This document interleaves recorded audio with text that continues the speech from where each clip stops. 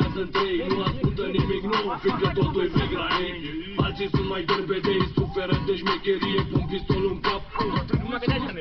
Întotdeauna chică fac ce fac și se dau peste cap, că toate terfele și banii sunt la ei de fapt. Că rapul lor e bun, iar restul-i de căcat. În concluzie, țăranul pișat în forie fumat.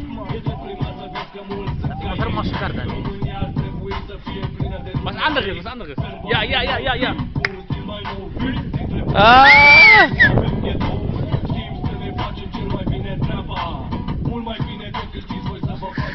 Schneller.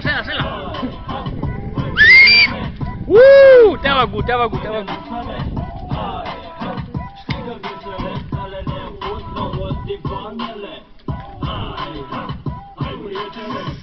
Ceala de ăla.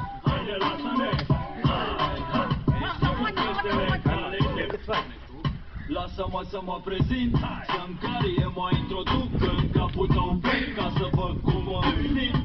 Îmi ia dracului de nașpa, vreau să ies bani, îți zic la revedere sau pa. Hai să te vedem cum te miști de fapt, hai să te vedem cum te faci de fac, te bat să